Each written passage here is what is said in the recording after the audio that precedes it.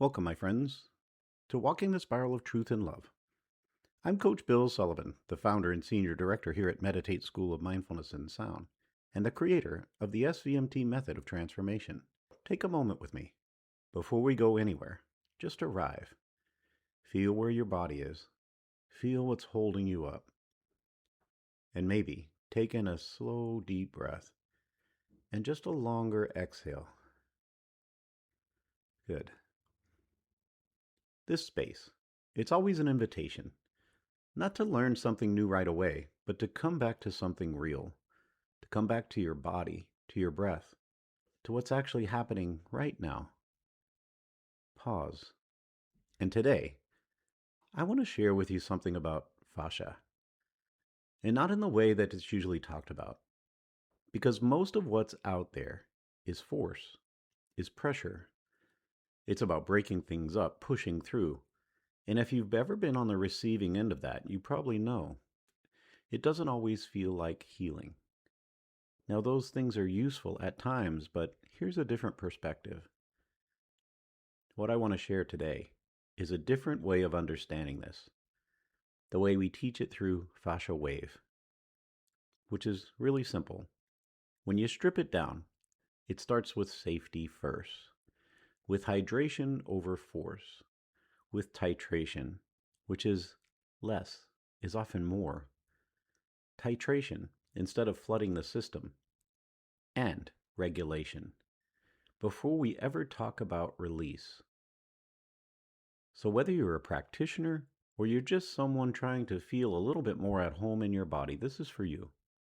And we'll go deeper later, if you feel called. But for now, just stay with me. Take in a nice comfortable breath again. Exhale nice and slow. Fascia. It's not something that needs to be pulled apart. It's not a knot you have to fight with. It's a living web. It's a listening web. It's a sensing web. And it doesn't just hold your body together. It holds history, it holds patterns, it holds vibration. The way you've learned to move through the world, it remembers. But it also remembers how you've learned to protect yourself. And underneath it all, the body's always asking, very quietly, is it safe? Is it okay to soften? Because when the answer is no, the body stays tight. It holds. It organizes around protection. It remembers what it feels like to brace. And when the answer starts to become yes, even just a little, well, that's when things begin to move again. That's the work that we focus on. Not forcing the body to change, but helping it feel safe enough to let go of what it doesn't need anymore. So let me make this as simple as I can. Fascia. It's the connective web of the body. It wraps everything. Muscle, organ, bone, nerves. It's all connected through this system. But here's the part we usually miss. It's not just structure. It's sensory. It feels, it communicates. It's constantly informing the nervous system about pressure and tension, position and safety. So when fascia gets tight or stuck or dense, it's not just a physical problem. It's the body organizing around something, usually around protection. And this is why sometimes you just can't fix fascia by more pressure. You can't help it transform without including the nervous system. It doesn't work that way. The problem with force is if the body feels pushed, it reads it as a threat, even if the intention is good. So you might get temporary relief, but the system will come back and it will tighten up because it never felt safe enough to actually change. Fascia doesn't release just because you put pressure on it. It releases when it feels safe. And safety is something the body decides, not the practitioner, not the foam roller. While those things are useful, coming back into a sense of nervous system regulation is true transformation. So when I'm working with someone or I'm teaching this, I'm not thinking, how do I fix this? I'm asking, what does this body need to feel safe enough right now? That's where we start. regulation first. And that might look like slowing down. Slowing down a lot more than what people expect. That might actually look like doing less, not more. It might actually look like pausing and breathing before anything else begins. Because if the nervous system doesn't trust the movement or the pressure or the moment, nothing meaningful is going to change. The other perspective that we focus on in FasciaWave is instead of force first, we bring hydration. And when I say hydration, I don't just mean water. I mean fluidity to the system, breath, gentle movement, vibration, things that help the tissue begin to glide again. Because healthy fascia, it moves, it slides, it adapts. And when that comes back, you'll often hear people say, "Ooh, that feels different." Not intense, not overwhelming, just different. And then there's this word, titration, which honestly is one of the most important pieces. This idea of just enough, not too much, not too fast. Because the body doesn't trust overwhelm, it trusts pacing. So we're watching breath. We're watching the expression on the face. We're watching presence. Is the person here or are they leaving? Is the system settling or is it getting activated? And we follow that. And underneath all of it is regulation. Always. Because if the system isn't regulated, whatever happens won't last. So we're not chasing release, we're building the conditions that allow release to happen naturally. And I'll say this, because I've learned it the hard way. A lot of people want healing to be big. They want something dramatic to happen. But the body loves subtle. The body loves rhythm and pace. It trusts that. The deepest changes in all of my experience and all of our research often happens in those quiet moments. When we notice that the breath deepens, that the shoulders drop, that someone realizes they can feel themselves again.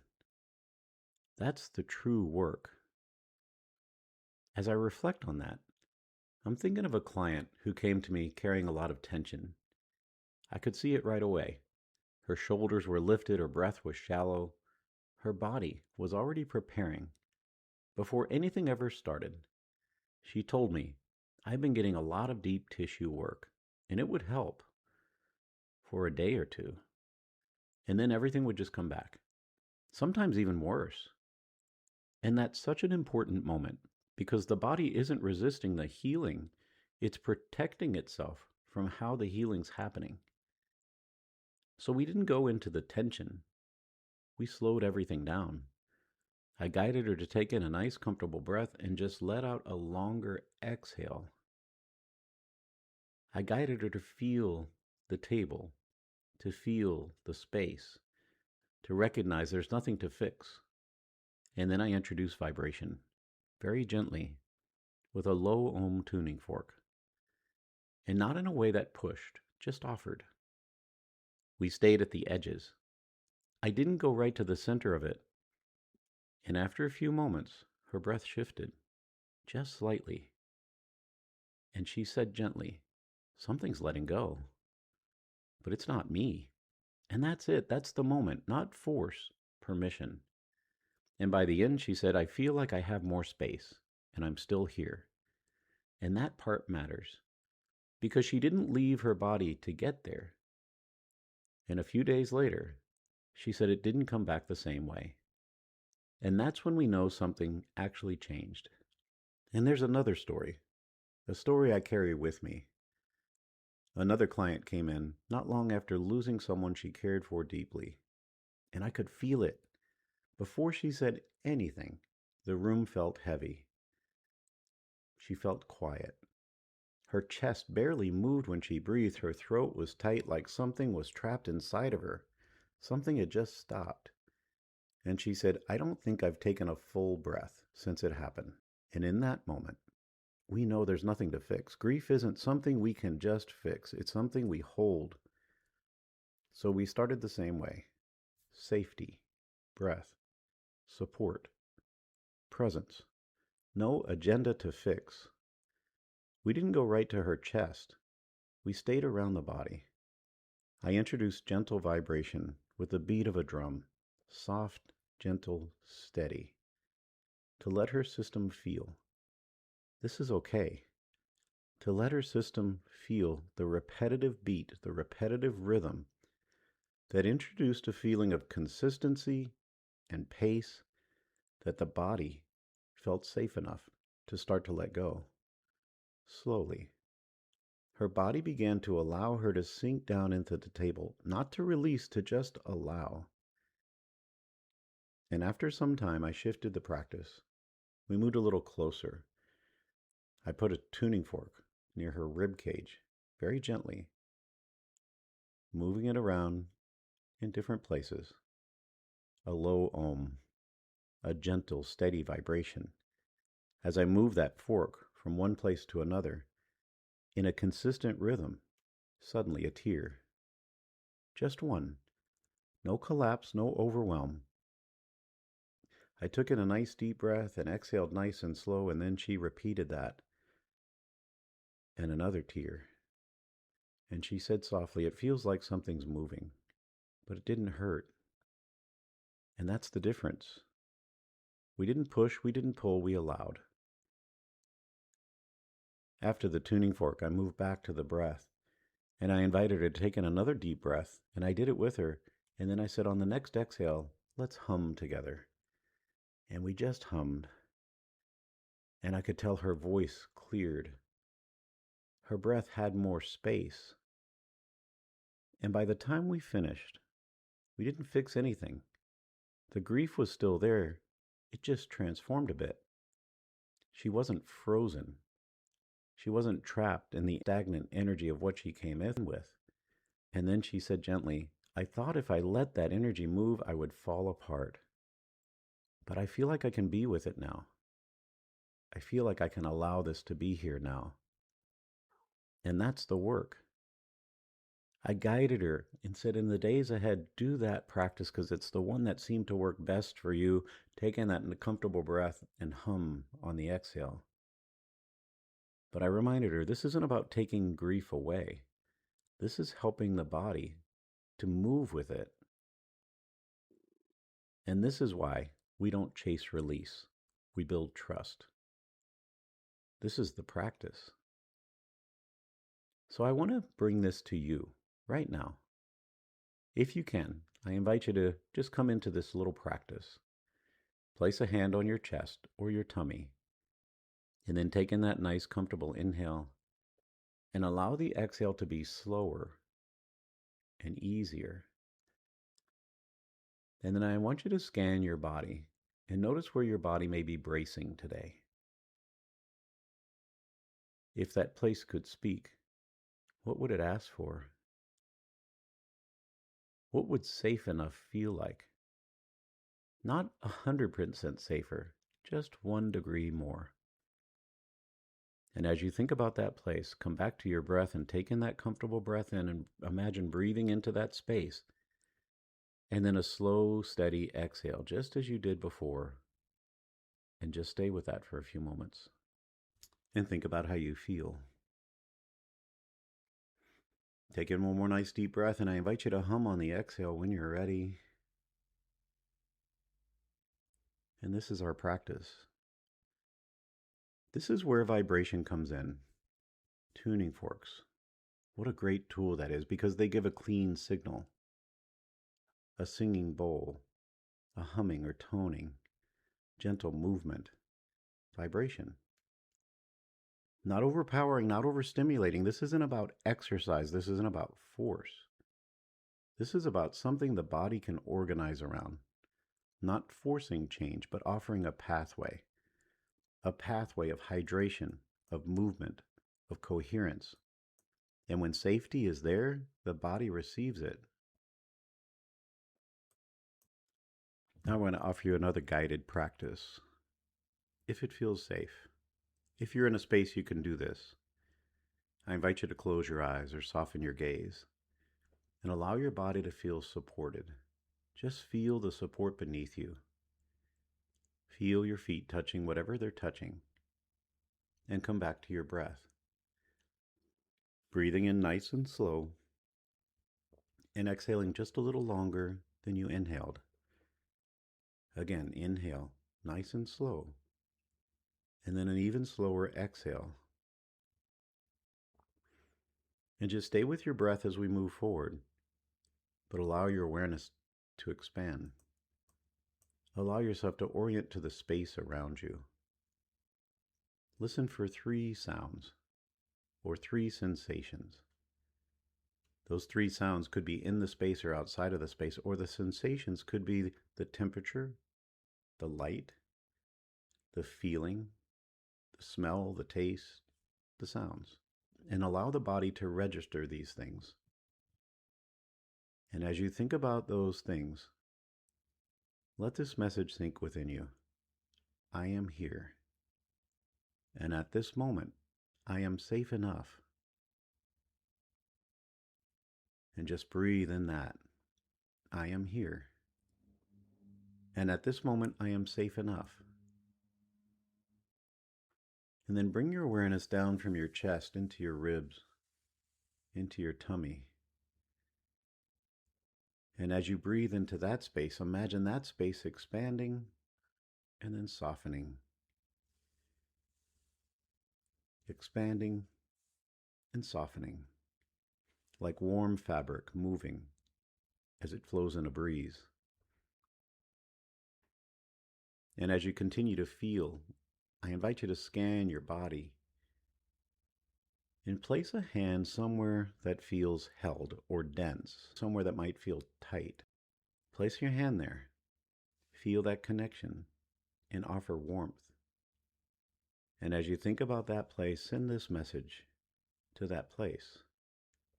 Thank you. You don't have to do this alone. It's safe enough to soften just a little. And imagine a gentle wave moving through your body, from your feet to your head and then back down again. And if it feels right now, on the next exhale, offer a gentle hum. So inhale and exhale and hum. And let that vibration be the signal of steadiness. And do that again in your own time. And then just let it all settle and rest. Notice anything that might have shifted. If you haven't already, disconnect your hand from your body and set it by your side. Allow your shoulders to just move just a little bit. Move your fingers and your hands. Gently wiggle your toes.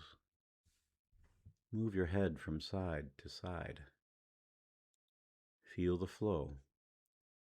Go back to that space, that place that felt tight or held. Notice what's there. Notice anything that might have shifted. And don't try to force anything, but come back to your breath and feel your body moving. And when you're ready, slowly open your eyes. That's fascia work. It's just the beginning.